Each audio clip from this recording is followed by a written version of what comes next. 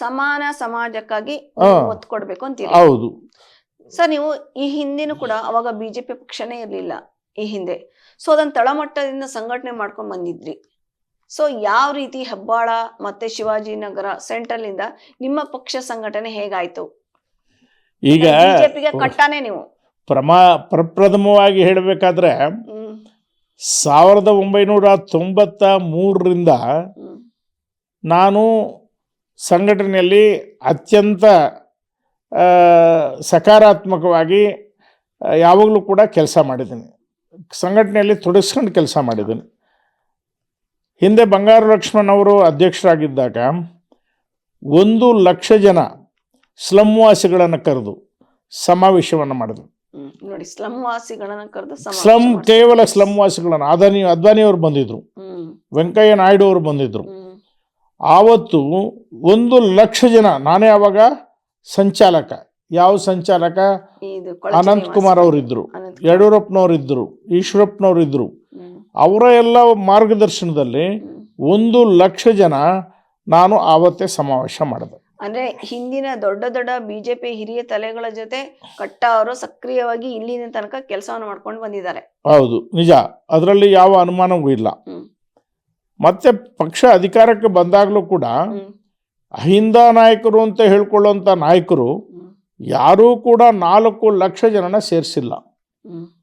ನಾನು ಮುಂದಾಳತ್ವದಲ್ಲಿ ಅನೇಕ ಜನ ಸಹಕಾರದೊಂದಿಗೆ, ಹಿರಿಯರ ಆಶೀರ್ವಾದದೊಂದಿಗೆ, ನಿತಿನ್ ಗಡ್ಕರಿ ಅವರು ಆವತ್ತು ನಮ್ಮ ರಾಷ್ಟ್ರೀಯ ಅಧ್ಯಕ್ಷರು, ಆ ಸಂದರ್ಭದಲ್ಲಿ 4,00,000 ಜನನ ಸೇರಿಸಿ ಪ್ಯಾಲೇಸಲ್ಲಿ ಸಮಾವೇಶ ಮಾಡೋದು.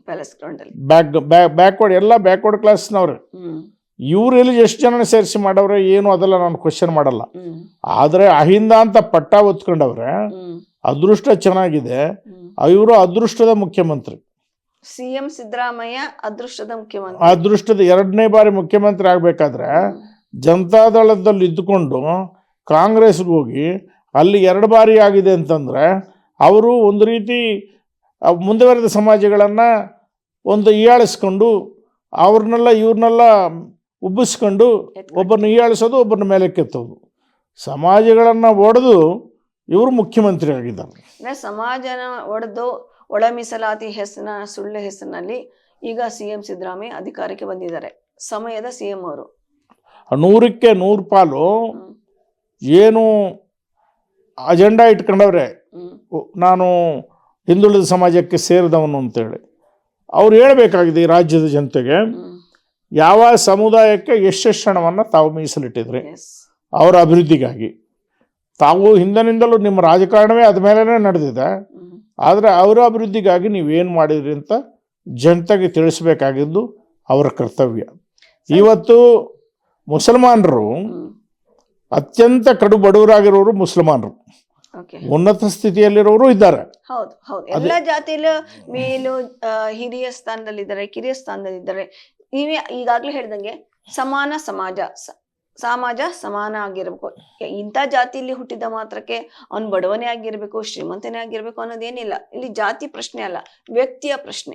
ಈಗ ನಾನು ಹೇಳ್ತಾ ಇರೋದು ಸಮಾಜದ ಸಮಾನತೆ, ಆರ್ಥಿಕ ಸಮಾನತೆ ಬರಬೇಕಾದ್ರೆ ಇವತ್ತು ಎಲ್ಲ ಕಡೆ ನೀವು ಒಂದೊಂದು ಬಡಾವಣೆಗಳಲ್ಲಿ ನೋಡಿದ್ರೆ ಹರಿಜನ ಕೇರಿಗಳಲ್ಲಿ, ಅದೇ ರೀತಿಯಲ್ಲಿ ಮುಸಲ್ಮಾನ ಸಮುದಾಯ ಇರುವಂಥ ಭಾಗಗಳಲ್ಲಿ 10 ಅಡಿಗೆ 10 ಅಡಿ ಜಾಗದಲ್ಲಿ 10 ಜನ ವಾಸ ಮಾಡ್ತಾ ಇದ್ದಾರೆ. ಇದು ಪ್ರಾಕ್ಟಿಕಲ್ ಅನುಭವ, ಕಣ್ಣಾರ ನೋಡಿರುವಂಥ ಅನುಭವ.